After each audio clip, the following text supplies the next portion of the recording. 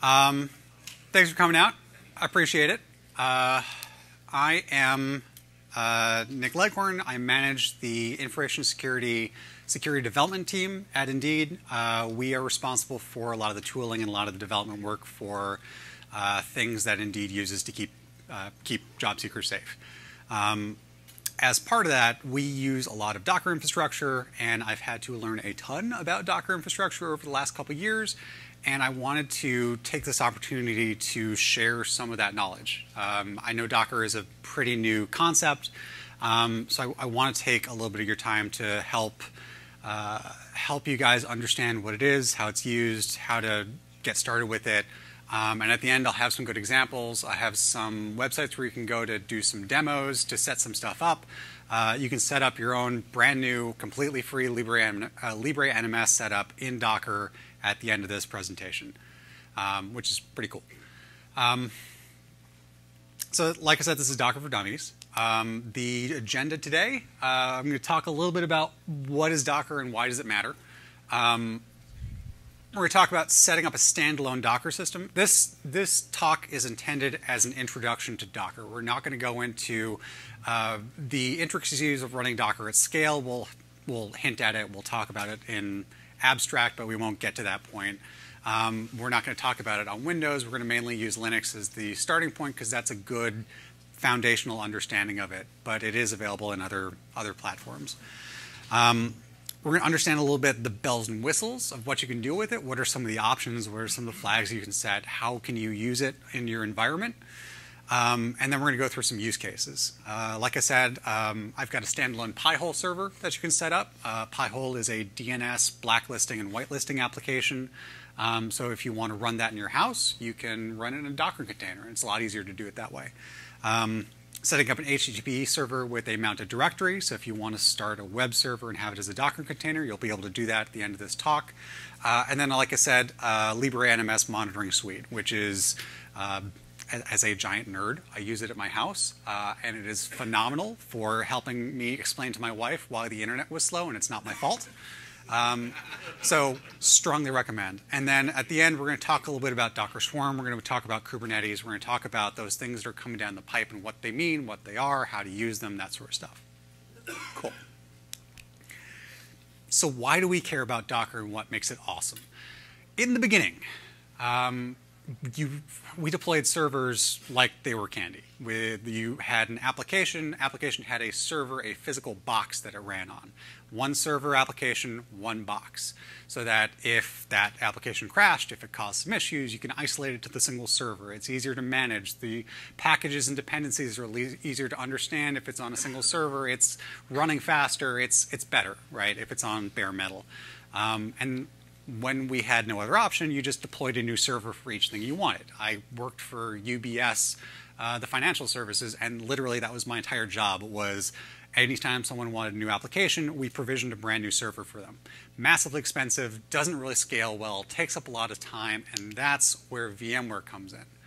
And so with VMware, we moved from having a physical server for each application and each task, or just having them bundled in a single server. Now we can have them running in VMs. We can have it in a containerized version of that same operating system. It's still got its own unique dependencies. If you're running on a different code version than everything else in your environment, you could still have that isolated to that system. If you want to move that to a different place in the environment, you can just pick up that server and vMotion it somewhere else. It makes it a lot easier to manage these things. And with that, instead of needing a physical server for each one of these things, now you can have multiple virtual servers running on a single physical one. But there is still that abstraction layer in the middle. You're still running and administering all these different virtual servers. And to some extent, they still operate like a real server. There's still all the complexity and the overhead that comes with a virtual server. And that's where Docker starts to come in.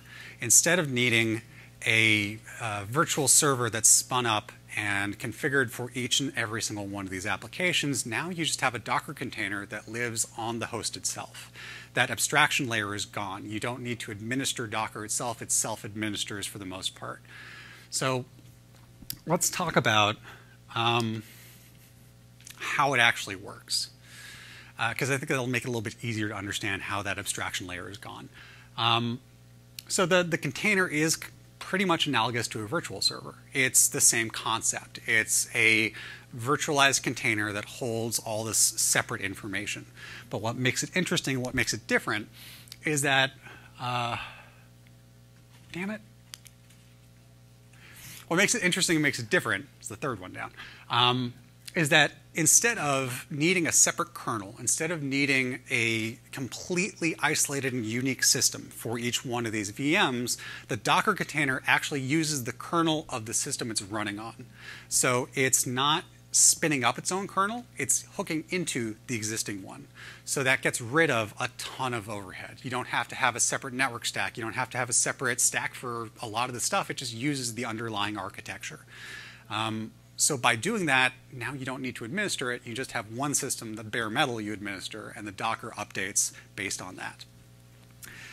Containers, another really great thing about it is containers can be either locally generated, so you can build your own, or you can download them from the hub.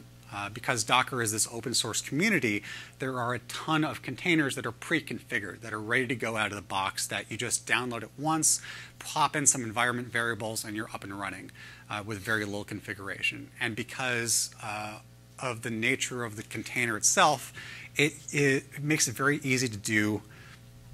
Do I have this as my next point? Probably.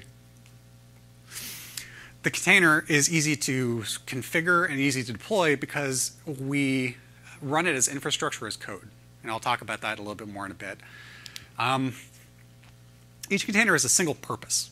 And the way that they're put together and designed is you don't have a server that runs 6 different applications. You now have a server that runs these individual containers for each. So if a container has a problem, if a container runs into an issue, if the application has an error, you don't have that same error cascading to the other applications running on the server. It's just that one container that needs to be troubleshot, or that needs to have a reboot, or needs to have something happen to it, and it doesn't impact the rest of the server. The problems are isolated, the issues are isolated, the resources are isolated. They have a single purpose that is called an entry point. When you start the container, you define what goes into it. You define what code does it need to run, what services does it need to access, and we'll talk about the network stack in a second here as well. What interfaces does it need? And then you tell it, cool, I want you to do this one thing. And you give an entry point, whether that's start up this server and run the script, or maybe it's run this Python program. Whatever it is, you give it a single purpose, and it does that. And once it's done, much like the Mr. Meeseeks in the Rick and Morty series, it has a one purpose. Once it has done its purpose, it shuts down to save state. So once it's done, you don't have this constantly running thing. It shuts down, it kills itself, it's no longer consuming resources, but it's in there, saved at that execution state for the next time you need it to do something. So, networking. One of the things that really confused me when I was getting started with this is how does it work with the network stack?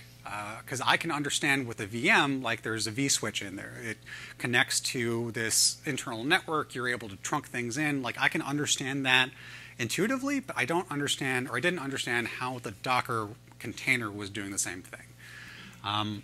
So there's 3 main options. There's a bunch more. It gets super technical. But 3 main options for how Docker containers get their networking. Option number 1, and the default when you start a Docker container is it runs in abridged mode. The Docker system that's running on your server creates an internal VLAN, and it has an IP address range assigned to it, which is that 172.17. So if you're running 172.17 networks, just be aware that when you start up Docker, it's going to conflict with your network settings and your existing networks. You're going to need to override that default network mask. FYI, things that I had to learn the hard way. So it will create this VLAN. It'll assign an IP address on that VLAN for the Docker containers that are brought up dynamically, which gets a little weird because if you're used to addressing things by IP address and used to knowing, okay, this server is always going to have this IP address, that becomes a bit of a problem when you have these containers that are spinning up. You don't really know what the IP address is that they're getting. So instead, Docker addresses them by name. Each container has a unique name. It's auto-assigned it's either randomly generated and dynamically assigned at startup, or you can define it yourself, and we'll show you how to do that. So in this mode, the bridge contacts the network stack on the underlying system and provides access to the internet that way. The other option is called the host connection. And basically, this is you're telling the container, don't worry about that intermediate VLAN, don't worry about being a bridge, just directly interact with the interface on the device, use it as if it's your own. And this is where that ability to hook into the underlying stack on the device really comes in handy. Because in this mode, it's directly using the interface. It's using all the same IPs on it. But the interesting part is now you can put that same adapter into promiscuous mode. So if you're going to run an IDS, if you're going to start monitoring some traffic, you can do things directly on the adapter that you probably wouldn't be able to do that easily in a virtual machine like a VMware system. Third option is isolated. You can tell it not to do any of those things and just run locally. If, for example, consider that you're running a web server and it's using a MySQL database on the back end, and you want to be able to communicate in two different containers, a web head and an SQL server. You want them to talk, but you don't want the SQL server to be accessible from anywhere else. So you can put those two in an isolated VLAN, only allow the web server access to the outside world, and then the container that has the SQL server is inaccessible. It's just as if you were creating a new subnet and isolating that on the network. Instead, you're doing it at the server level, which is a little bit more secure. So the benefits: better resource usage. You don't have to have a kernel for each of your VMs. You don't have to have all the overhead. There's less of a stack you have to worry about. It's easier to manage.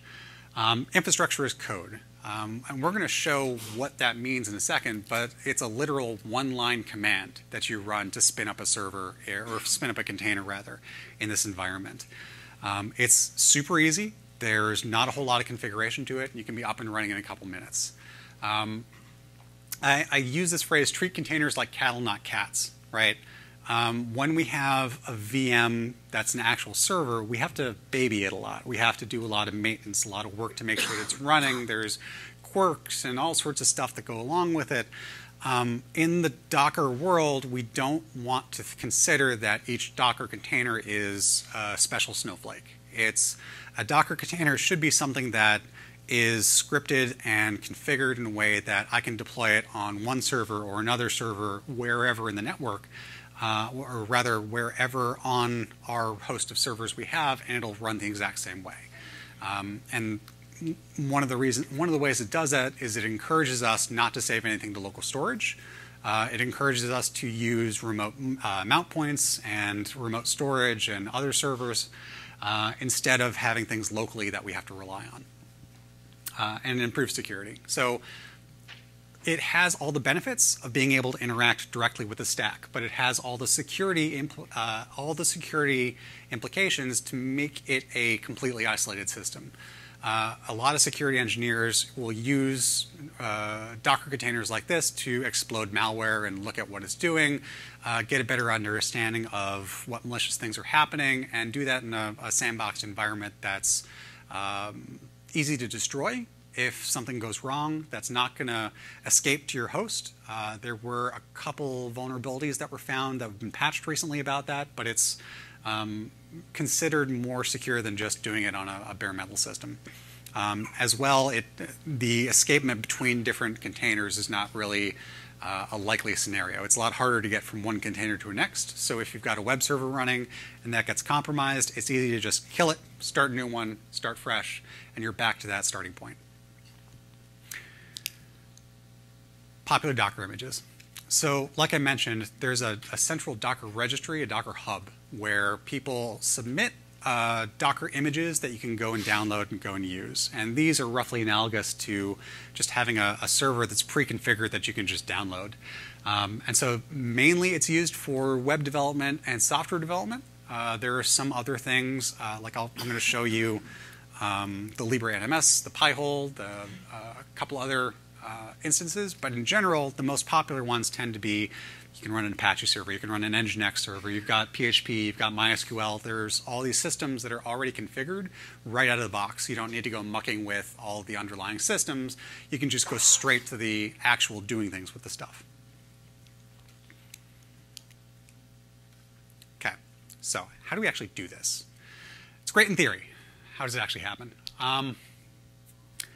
We build Docker containers, like I said, to ensure that there's a consistent development environment. So if I, for example, were working in a 10,000 employee company of some sort that hosted job sites, I might want all of my developers to have the exact same development environment so that no one has some unique thing that needs to be deployed to prod, so that everyone can have the exact same experience and know what they're going to get. So in that case, I can have a single Docker container that we all use that is analogous to prod, that has all the same services. So when my developers go in and start trying to do things, they know exactly what it's going to do and how it's going to run. And if it runs locally, the old it works on my machine, therefore it works in prod, actually makes sense in a Docker environment where that same system is running in prod as well. It's clean and simple. If my Linux machine is running Python 2.7, but I want to try out Python 3, I don't have to reinstall multiple things. I don't have to do weird stuff with my system. I can have a Docker container that just runs Python 3, and it's cleanly in that container with nothing else that I need to do. And it's easily configurable sandbox. So if I'm doing something in Django and I want to try out PHP instead, I can just download a PHP container. I don't need to set up a brand new environment. I'm up and running in about 5 minutes. So this is it. This is the one-liner. I like the YQE0 because it just doesn't bother me anymore. We're talking specifically about Linux, by the way. We're talking about Fedora Linux is what I prefer and I generally use. But this, you can, this is analogous to any other Linux distribution. It's generally accepted, but this is it, right? So a Linux command is a Linux command. That's all you need to install Docker. It's going to install a lot of dependencies, a lot of packages, but that's pretty much it. It's going to auto-configure itself. There's 2 commands you kind of need to run after that. Docker is considered a service on the Linux system. So first thing you need to do is you need to start the service, which is that second line, and then you need to make sure the service is running at startup, which is the third line. So with those 3 lines, and that's it, you're running a Docker system on your local system, and it's ready to go. Couple things to make it a little bit better. It typically requires sudo to access it because of how critical the systems are that it runs and the kind of levels it has to access stuff. We can, however, add ourselves, our current user, to a group that will give us access to this system without sudo, which is a little easier to run and a little easier to manage. So those are the 2 commands. Make sure to log out and log back in. It's the thing that frustrated me for a couple hours, FYI.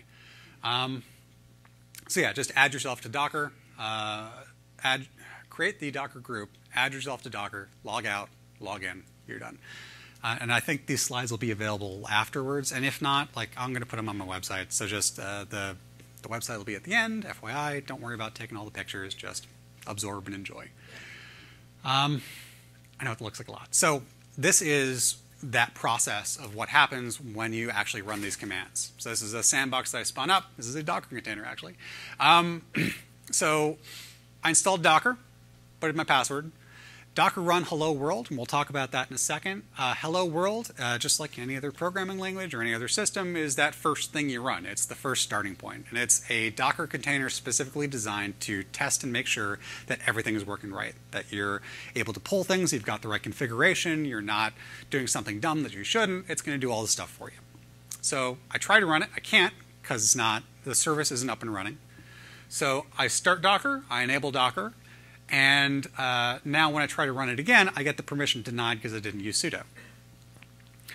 So I add myself to the Docker group, log out, log back in.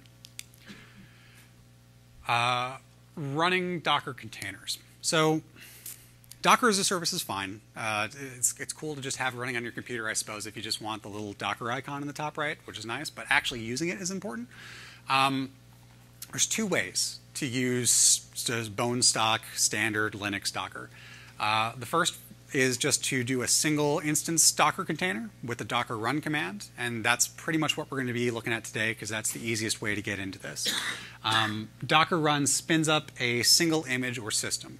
You can add a bunch of commands to it to tell it different aspects of how you want that system to work. You can tell it where to get different things.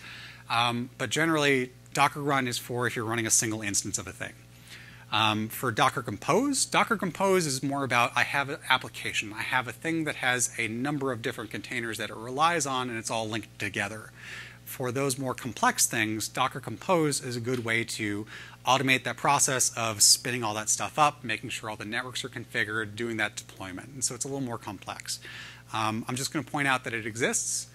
We're not going to go over it because that Docker file configuration can get a little complex. But just know that it's there. And if you need that ability to create a set of interlocked or interconnected containers, that option is available. So like I said, Docker run hello world is going to run the first Docker container you should have, which is going to make sure that the daemon's working, that it's going to pull the right image, it's going to do all the right things. And this is what the output should look like if it works properly. Actually, let me go back one second because I want to talk about this a little bit. My bad. So the first thing it does, right, is it looks locally for an image with that name of what you asked for. So if you've got a locally built image that you want to run, it's going to try to find it locally first. The next thing it's going to do is go out to the Docker Hub. If you have a corporate Docker Hub that you've put up, maybe it'll go there and try to pull something from there. Otherwise, it goes out to the internet, and there's a central hub they'll try to pull things from. From there, it's got a hash of the latest version. It's going to pull it automatically, install it, and start running it, which is where pull complete starts in. It's got the digest of the SHA-256 hash of what you just downloaded to make sure it's not been tampered with and you've got all the parts. From there, it's just going to start running it immediately. Because Docker images that are pulled usually have the entry point set, it already knows what it's supposed to be doing. And we'll talk about the entry point a little bit more in a second here. And then, like I said, once it's done, it shuts down and saves state. So at the end there, where it says for more examples and ideas, that's the end of execution. The container has done all the things that it needs to. It is now shutting down, and it's going back into the background. And if I need to start it up again, I have that option, but it doesn't really have anything else to do. So it's just going to sit there. So, bells and whistles. Container management. If you start a Docker container, you should be able to do things with it, manage it, kill it, start it, save it, those sort of things. Docker PS is a great command to show you, here's all the containers that are running on your system. It's going to give you that, like an LS of what's actually running and give you some information about what ports are on there. I'll give you an example of it in a couple minutes here. Docker start container. If you've got a container that has stopped executing that you need to start up again, Docker start will restart an existing container. And similarly, Docker stop will stop an existing container. Docker kill will actually remove it from the system, get you that memory back, that sort of stuff. Docker RM will delete it permanently. So Docker kill just basically shuts off the system and gets it out of memory. Docker kill will actually delete the image from your system. And then Docker run with -D is going to run it detached. And this is kind of important.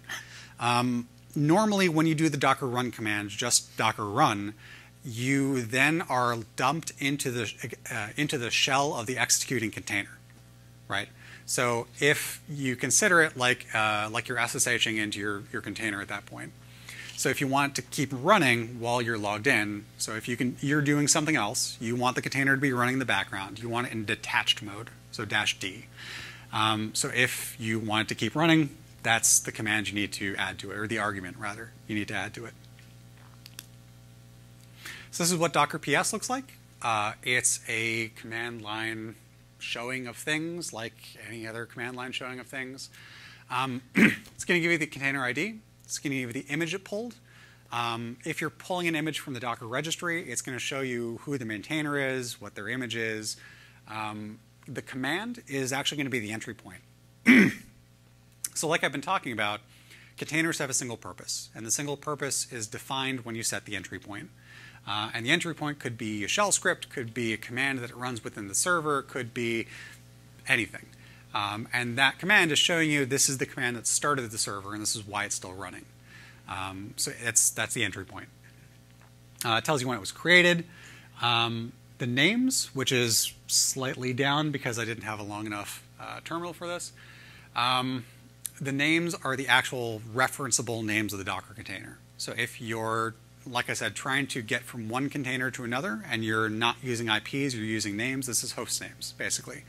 So either you can set this yourself or it'll be set dynamically for you, and we'll see that in a second. And then finally is ports. You have the ability, if you're running in bridged mode like this, to specify only specific ports that you want to expose. And we'll talk about how that works in a second.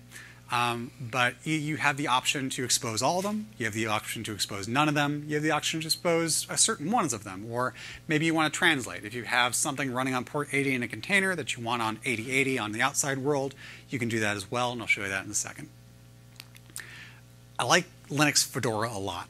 And this is the specific reason why, is that in Docker PS, you get a little bit of stuff. You don't get a lot. In cockpit mode for Fedora server, you get a ton of stuff. There's a ton of information here. You can start, stop, edit, update servers. You can get into the container and see what commands are currently executing. You can get the logs out of containers. There's a lot of useful information you can get out of here. And that's why, as a enthusiast, home user, I prefer the Fedora server systems. Just FYI. So, I talked about how Docker run is the default, right? It's just, I want to start thing. But how do you tell it, I want to start thing, but I also want it to do a specific task. I want it to be unique to my environment. I need it to operate on a specific DNS name. I need it to have the specific IP. I need it to do something other than just the plain vanilla run and give me an output.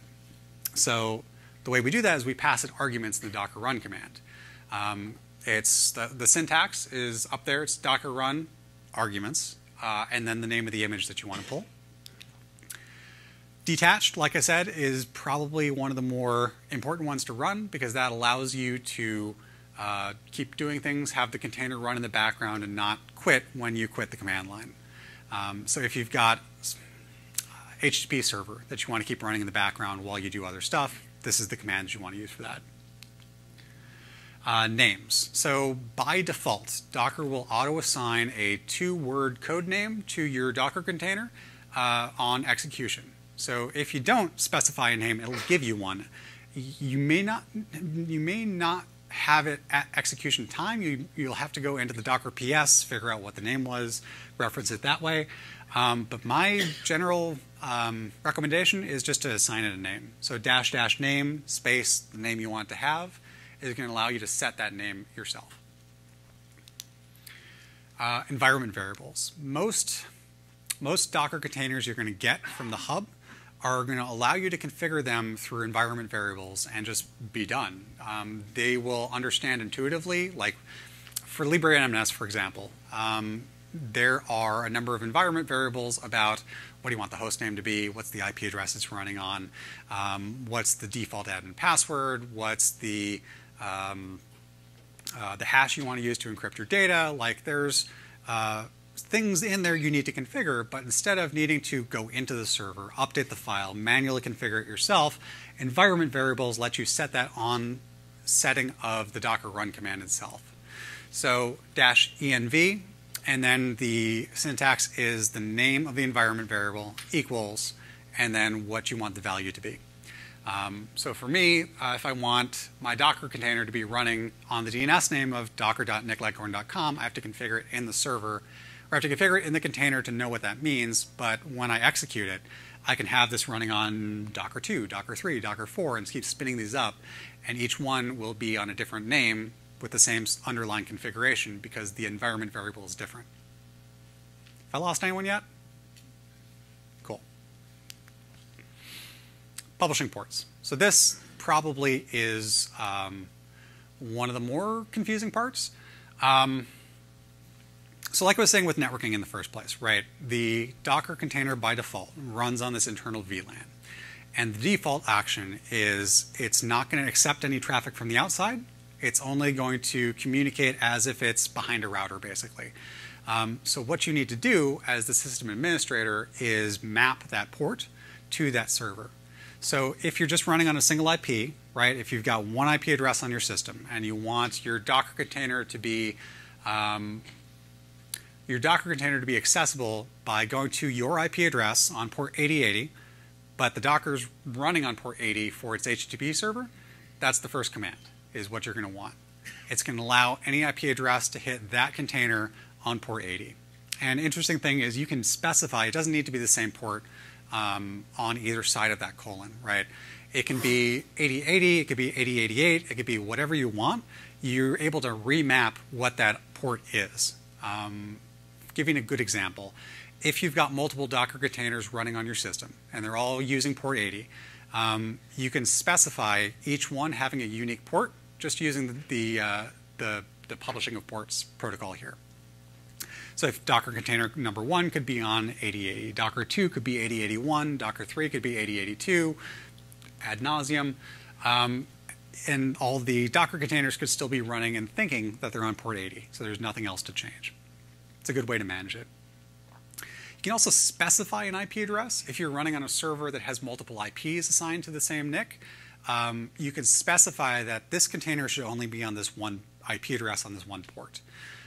For me at home, my system and my servers have 6 or 7 IPs, and each container has their own one, but I still map specific ports because that's a little easier for me to remember and understand.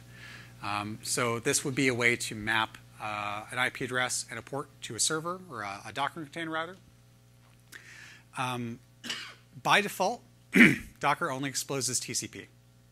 So if you have something running on a funky protocol, you're probably just going to want to give it its own IP and let it run hog wild. But if you are wanting a TCP and UDP, for example, syslog is a good example of a thing that might need TCP and UDP.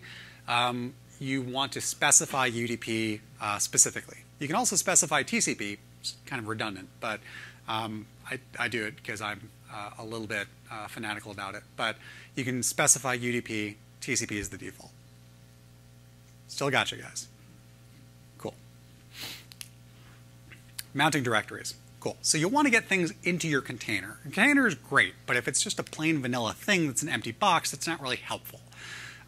So a good example would be if I've got a bunch of documents, or I've got a website that I want to start serving up, I don't want to have to manually copy that into my container. I don't want to have to go update that every time. I might want to just mount a common directory that all these different servers share, and when I update that directory, when I update a file in it, it's updated pretty much automatically on all the other servers because they mount that same directory into all the different containers. So this command, the -v, is going to mount a local directory on your system or wherever you have that mount point into the container itself and allow it to execute on that. So for this specific one, this is how Apache would mount some website that you have locally hosted. If you want to put it into a Docker container, that var www.html is going to mount it directly into the directory where it would assume that your first HTML file is for that website. Manual container operations. If everything else fails, if you need to do something else, and I use this a lot for testing environments actually, because usually I don't have everything scripted out quite yet, but I want to be able to try new things or test stuff out. Copying a file from or to a container, just like with Linux, is the cp command. It's container, the syntax is just like you're SCPing something from another host, right? So you have to tell it which container you're going to, put a colon, tell it where you want it, and then the path to the host file. So the syntax is there. You can copy things manually into and out of container. If I'm updating in that same scenario, right, where I've got a website that's running in this Docker container and I want to update the content in it, but I haven't mounted a directory. Maybe after execution, I want to go and paste manually all the stuff from my website into this container. Docker CP would be the way I do that. I can run a command in an existing server or an existing container, which is super useful. So by default, you're dropped into the shell on the container. So you're running already in the container. If you use the -D by default, it's running in the background. You don't really have access to it. But you can still execute things in the container. Docker exec is going to ask you to specify which container you want to use and then give you a command to run. So if there's an update process you want to run, if there's something else you want to do to the container that can't be done remotely and you have to get into it, that's the way to get in. And you can do a Docker run. Yeah, that is the next slide. Good. You can get an interactive shell into your container. And this is where I'm talking about a lot of the security engineers using these to explode malware or look at things or try stuff out. Running the command in the container will actually, running this specific command, like the bin bash, will get you access into shell in the container itself, and it's going to drop you into the command. So you don't have to run a new container every time. You can just have it running in the background, get into it, get out of it. Exit still works to get you out. And if you need to start the container and get into the shell at the same time, because I've needed to do this a couple times, Docker run IT is for stopped containers. Making sense still? Cool. Restart conditions. Things are going to go wrong. Things are going to go terribly wrong. And your Docker container can fix some of these things, kind of. The old, have you tried turning it off and on again? The Docker container can do that for you. So a restart condition asks, okay, the Docker container's failed. Something's gone wrong, or maybe the code stopped executing, the entry point isn't necessarily valid anymore, or maybe the entry point's just stopped. It's exited with an error condition. What do I do? The normal behavior for a Docker container is once it hits a stop point or an error, it stops executing, shuts down, goes into that inactive state. If I set a restart condition, such as always, or restart on failure with a maximum of 2, which is that second one, I could tell you, you know what? I want you to try again really hard and see if that works. And if that doesn't, then shut down. But I want you to give it one more good college try, which is super, super useful for if you have development environments keep crashing, or something that you don't really want to get pinged on in the middle of the night to go hit a button and restart a system. This is something you probably use. Entry points. So I've been talking about entry points. Entry points can be commands. They can be scripts. They can be an infinite loop in some shell script that you've designed. The entry point should be what you want the Docker container to do. Usually a container that you pull from the hub will have an entry point already configured. It'll already know, cool, you want to do this thing. I've designed this thing for you. Here is the entry point I've predetermined. All is needed to be done is done. But if you're creating your own container, if you're starting with just a basic Linux distribution like Fedora or Ubuntu or something else that you just pull from the hub and it's just a base image, it's not going to keep running. It's going to immediately shut down because it doesn't have anything to do, because it's not designed with an entry point from the beginning. So in this case, I have in my testing environment this start.sh that I've designed. And start.sh is going to go grab information from a server. It's going to pull down my code. It's going to start running it. It's going to execute, put it somewhere, stop itself. That's all it does.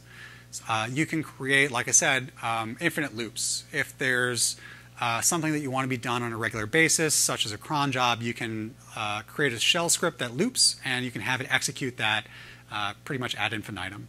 And that way the container will just keep running in the background and will keep doing the thing you want it to do. If it's a larger command, such as if you're starting up the HTTP server for Apache, the Apache starting command is probably going to be enough to actually get it running. But at the same time, your entry point should be like, you should design your entry point in this way that when it starts, it's starting from scratch. It's starting from the bare metal. It doesn't have anything else. The entry point should be what grabs all the information, pulls it all in, and gives you that fresh environment that actually works. And this is what I'm going back to talking about cattle, not cats, right? This entry point should be designed in such a way that you can deploy this anywhere and it'll start up in the exact same way and it'll give you the exact same information. So that no matter if your pet Docker container that you've had for years stops working, kill it, start a new one, done, right? Quick and easy. use case examples. So, okay. So I know this looks big and complicated and complex, but these are all the commands that we've been talking about already, right? This is all the stuff that we've talked about, that we've gone through, is all up in here. So a Pi-hole DNS server is, like I mentioned, Pi-hole is a system that has whitelists and blacklists, stops spam, malware, advertisements, stuff like that. It's super useful. I run it at home. I love it. My wife does not, because her terrible mobile games keep getting blocked, but that's, I find, to be a good thing. So what we're doing, right, is running it detached on the first line. And by the way, that backslash on the end of the line, if you're not a Linux admin, lets you just create a new line and goes to the next line. Doesn't stop. It's not a carriage return. It's just go to the next line. So this is how I set up all my Docker run commands, because I can't see it as gobbledygook. I need to have the individual lines. So Docker run -d is going to give you the detached mode, so it's going to run in the background constantly. --name Pi-hole, so I'm going to name it Pi-hole. Names need to be unique, so if I have another one I start up, it's going to tell me there's a conflict. FYI. -p, I'm going to expose TCP and UDP port 53, which is for DNS. I'm going to expose 67 on UDP, which I can't remember what it does, because I'm a terrible tech. I'm going to expose port 80 and 443, so I can get a web admin access to the Pi-hole. I'm going to give it server IP and a password. These two things here are actually environment variables set within the Pi-hole container. So it's going to allow me to give it an IP address to be on. It's going to allow me to set a default password. I don't need to muck about with it at all in the configuration. It's just right there for me. I'm going to tell it to restart always. Cap add. I can't remember what that does.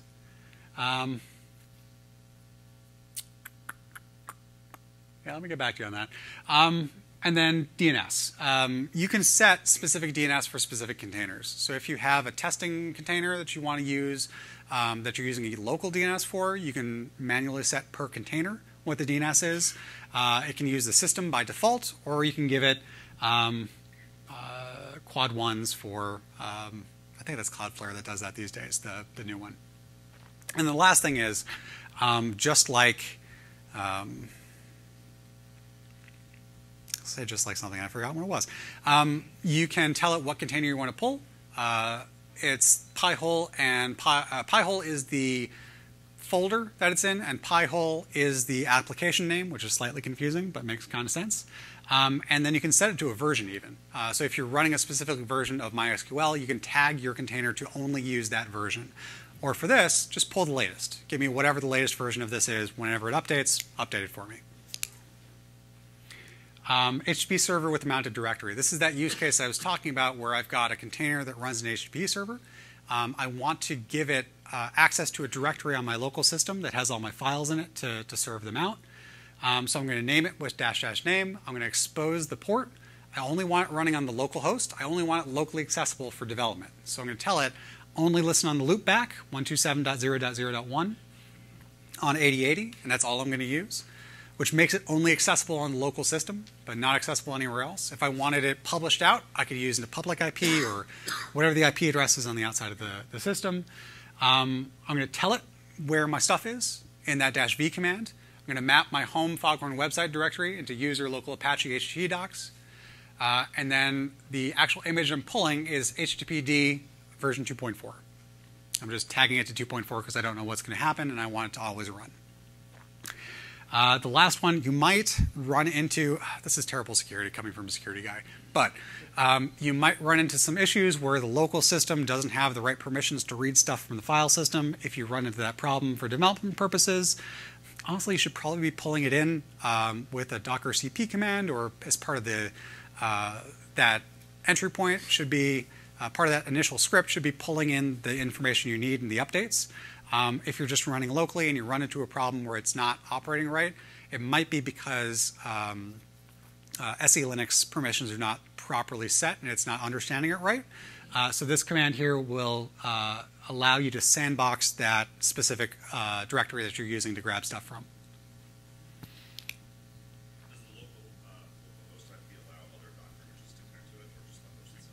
Yes, it allows local. So the way that I'm exposing it, I'm gonna go back. So the way I'm exposing it, right, is it's in bridged mode first. So the Docker container is on that internal VLAN. So anything else that's attached to that internal VLAN for Docker images is absolutely able to contact it directly. Because it's attached or mapped to the local host's loopback, they're also able to address it on loopback. Because it's all going out through that same interface and using the same stack, it's all addressing it in the same way. And so it's able to do that. So absolutely yes. All right, homework.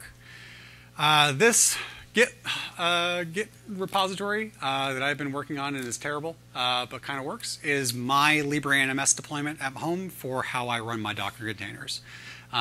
You'll notice that there's a couple scripts in there. There's a README with some updates and help stuff. This will let you get started and get running with a LibreNMS deployment with 2 linked Docker containers. You're going to have a MySQL Docker container, and you're going to have a LibreNMS webhead. So this is going to give you that experience to start getting in there, start mucking with it, and if it works, it's just an awesome thing to play around with. I really like LibreNMS. And this is also on my Git, github.com/foghorn, which I'm terrible about updating. And it's at my Git's at the end as well.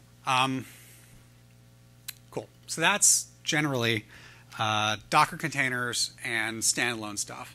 In the last 2 minutes I'm going to talk here, I just want to talk about Kubernetes a little bit and Docker Swarm and stuff. Because at Indeed, one of the things that we do is we run a Docker Swarm, which is an older version of basically Kubernetes and other stuff, to run our logging pipeline. We have a lot of systems that are pumping terabytes of data a day into our logging pipeline from IDSs, from firewalls, from you name it. Our way of handling that is we have a bunch of individual Docker containers on a cluster of resources that all process that data. And they're able to share those resources amongst themselves. And that's a really useful way of scaling stuff out. So if we need more resources, we need more processing power, we can just add things to the cluster and it works. Docker itself only manages the things that are on the host. The Docker daemon is only for that single host. So in order to do things in a deployment or in a scalable manner, you need an orchestration layer. Docker Swarm pulls multiple servers together and makes it look like they're all in one single Docker instance. But Kubernetes is really where we start to get into actual orchestration at scale. And what I mean by that, what I mean by that is that the standalone Docker instance, it'll restart things on the local server, but it doesn't really reach out well to other systems and keep things running. Docker Swarm does a little bit better job, but it's still not going to map ports properly. There's a lot of networking stuff that needs to happen. It assumes that it's on a local system, but that's not always the actual thing. What Kubernetes does is instead of having all that Docker images on the same host, it can balance them and spread them out amongst different servers and different systems. Kubernetes allows you to have them in different locations and span VLANs across different hosts. So if you think about Kubernetes as just a system that it does all the crufty stuff for you. It can make sure that the VLANs are in the right places, connected to the right things. It can make sure that there are firewall rules that are appropriate. If one of your hosts dies, it can automatically restart the host on a new server, making sure that the capacity is spread around, and automatically reroute VLANs to make sure that all the network traffic is appropriate. Kubernetes is that orchestration layer that's going to give you the ability to run this at scale and use it for distributed systems, high availability websites. Perhaps in one day, Kubernetes will be running certain job search websites that I may or may not work for. But it's a really good way to take a lot of the system administration off of the servers, off of us, and put it onto the servers themselves. Because we could just tell them, I want 6 of these, 5 of these, I want them connected in this way, and it just does it for us. So that is, in a nutshell, what I've been trying to communicate. Is we've been talking about Docker containers, their purpose, and how they operate. We talked about how to install Docker in your local system, is that one line and a couple extra helpers. We've shown how to deploy and configure a Docker container using some of the arguments and some of the commands. And I think we have an understanding of the concept, at least, of what Kubernetes does and how it operates and what it's used for if we haven't done the commands themselves. Cool. This is me. My website, Twitter, GitHub, email, all that stuff. So this is a good thing to take a picture of if you want that GitHub that has the code on it. Otherwise, I've been Nick Leghorn, and I'm happy to take questions. Sir, there's a microphone coming around. If you could just wait 1 second. So there are containers for full operating systems like CentOS and Ubuntu, Alpine. When patches come out for those, does it have to re-download those every time, and then you redeploy your application, basically? It's a good question. So you've got one of the nice things about containers is you have the ability to have only the code that you actually need running in the container. Because it's using all the underlying systems, you don't need the kernel, you don't need an IP stack, you don't need all these other packages. You really just need the package that's running in the container. So I can deploy a container that's literally just the Python executable, and that's pretty much it. In those systems, in those instances, you're going to need to update the container every so often, pull down the updates. Unless you tell it otherwise, it's not going to automatically go out and grab the latest one for you. So as part of your patching and update process, it's probably a good idea just to have that automated in there. And using the infrastructure as code concept, you don't have to worry about setting things back up. It should just automatically come back up and restart and be working. Good question. Yeah. Is it worth Dockerizing legacy Windows applications? I feel like the best bang for your buck that you're getting out of Docker is going to be for tasks that involve multiple services processing the same sort of thing. The example of the logging pipeline for us. We use Elk for the Elastic Stack for all of our security logging stuff. So for us, we create new Elk helpers in Docker, and that gives us the ability to expand out what we can process. For legacy Windows stuff, for legacy applications, if it's running the way it is, I generally take the opinion of don't poke the bear. It should be okay. If it's something that's creating a lot of problems, if it's something that you want to have take up less resources, or if you're trying to consolidate things, then it's probably a good idea to, instead of running multiple things on the same server in the same space on that bare metal, then you should probably look at Dockerization just to keep things out of each other's way. Is kind of how I would look at it.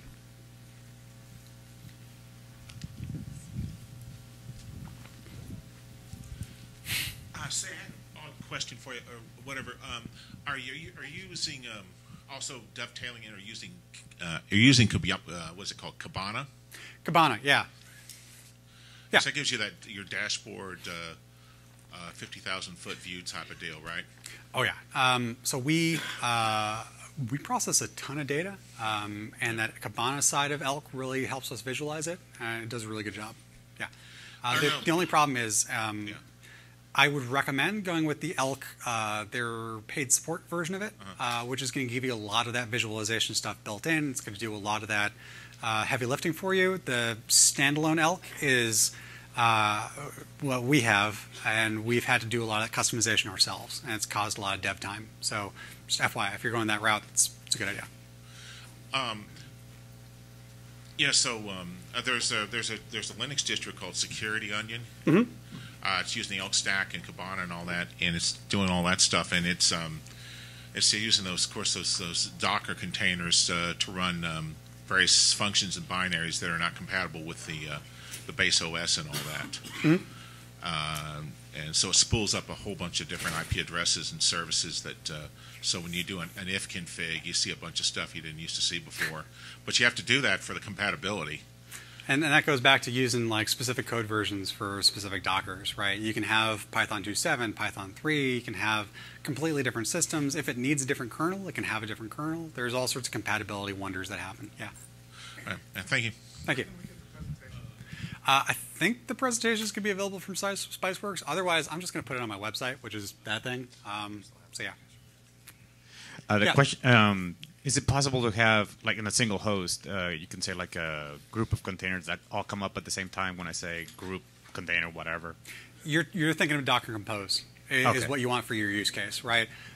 Docker Run is going to give you that single host. Docker Compose is going to allow you to have those group of containers that come up as a unit, and it's going to give you that more. It's better to use that, right? And Docker itself is going to be able to manage the container state a little bit better. If you want to just do a bunch of containers at the same time, a shell script with a bunch of Docker Run commands is also a valid way to do it. It's a little hacky, but as someone whose GitHub is full of that sort of thing, that's also a good idea. Thank you. In the back. Okay. Oh, sorry. Yeah. So if I've mapped ports to like a Docker image, and let's say like on the Docker host, I have like security software like IPS. Do those Docker images benefit from that protection because it's passing through the host? So a specific use case that I have, right, is I actually run Snort IDS in a container on one of my systems, and it's able to link into the network stack on that host and actually put it into promiscuous mode and do all that the packet management stuff that you would expect the host to be able to do. So really, if you have that linkage between the Docker container and directly connected to the interface, you can do anything you want to it. It's going to be as if that container is doing all the stuff. If you want something a little bit more complex, like you want an IPS before it gets to the rest of your Docker environment, you can have that Docker container that is, there is a package that the name is escaping me at the moment, but there's a package that does network management for Docker containers, basically. And you can use it as a router to route to different things within your Docker container and your host. So you can have that as a entry point. You can tell it, okay, once it goes through the system, it then goes to this other places. There's a lot of complex configurations you can do, and that's absolutely one of them. Thank you. Yeah. Yeah. So, great presentation, by the way. Thank you. And when I see the vanilla setup of Apache, that looks interesting. But how do I, for my dev environment, I'll get I have these 5-page long instructions of get Apache, get MySQL, and then even for PHP, I start downloading these other libraries. Mm-hmm. How do you get those libraries into a Docker container? Do you just spin the thing up and hop into the command prompt or the shell to do that, or is that part of the startup script? Or? So the best recommendation I have, right, especially for dev environments and things like that, I'll take that back. The best advice I have is to roll your own Docker container. You can create Docker containers on your local system, which is a little beyond the scope of what we're talking about here, but just know that it's available. You can actually spin up your own container. You can publish it out. You can have your own local registry that does that. And into that container, you can then place all of those dependent libraries and dependent binaries so that anytime you pull that image, it automatically has all the stuff. As a second option, and the way that I do it that's hacky and terrible, is you have your entry point do all the installs for you. So your entry point script then says, cool, I've started running. First thing, I'm going to install all these libraries. And you use a base, I use the base Fedora image as the starting point for my IDS solution. And then the first command it has is yum update install all this stuff. And then from there, the next command is actually run the software that spins up the IDS. So that's another option to have if you don't want to go through pulling your own Docker container. So when you do in detached mode, what happens to standard out? Detached mode standard out goes to the local, this container itself will have a local log where the log messages are sent. It'll have everything locally in the container. Fedora Cockpit will be able to expose that a little bit better, but you can also do Docker logs container name, and that'll give you all the standard out messages that you've had from that container. Yeah. So this is a Docker's for Dummies, so I'm going to ask a real dummies. Go for it. So I know nothing about Linux or Docker or nothing like that. I'm a Windows guy. Mm-hmm. Are there ways Windows apps can take advantage of Docker? Windows actually has a flavor of Dockers, and they're working on a flavor of Kubernetes as well. So Windows, you can run Docker on Windows, and I believe, like in the last talk, they were talking about how the more regular updates versions are for the Kubernetes stack to start taking advantage of some of these things in Windows. So absolutely, you can run these in containers, or you can run Windows applications in containers as well.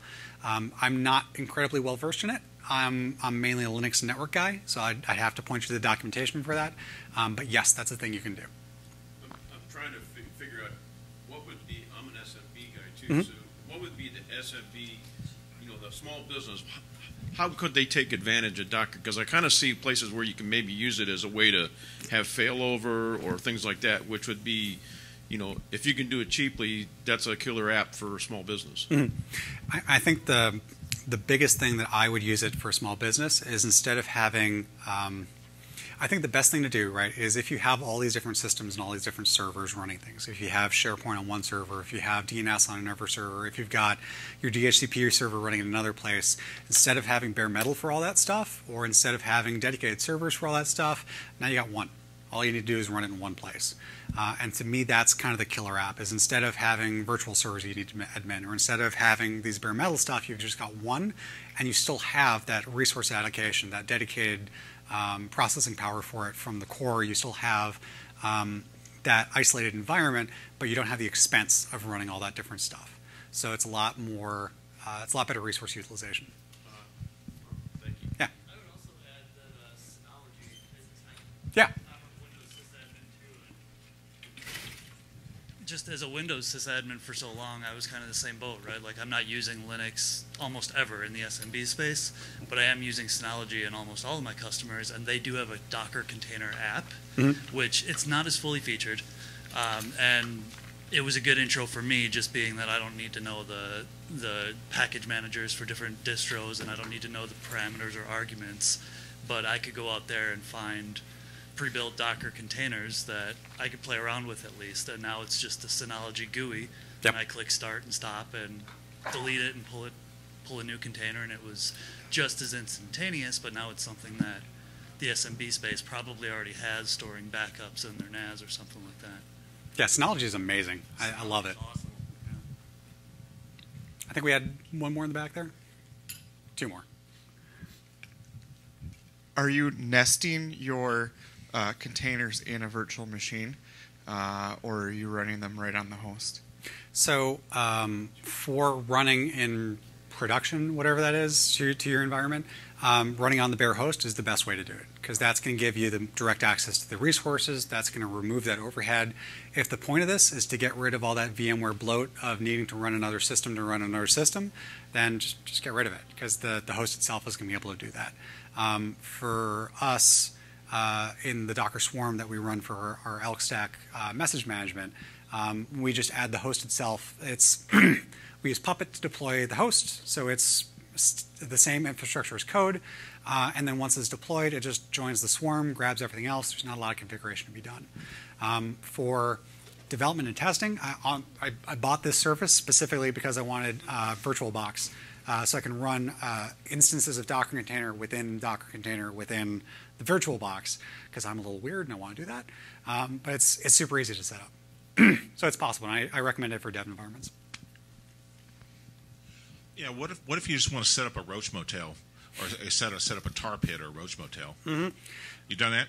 Yeah. So setting up Docker is really good because it restarts with a fresh container every time. So if you're setting up a honeypot, or setting up an intentionally bugged piece of code that you want to use to attract other people and use that as like your honeypot for an IDS or a detection service, what you can do is you can set that up in specific Docker containers. You can run that and just set a cron job to restart that container every so often. So even if something gets root on that container, it's not going to have it very long. It's only going to have until it restarts. Oh, wow, yeah. And of course, you can.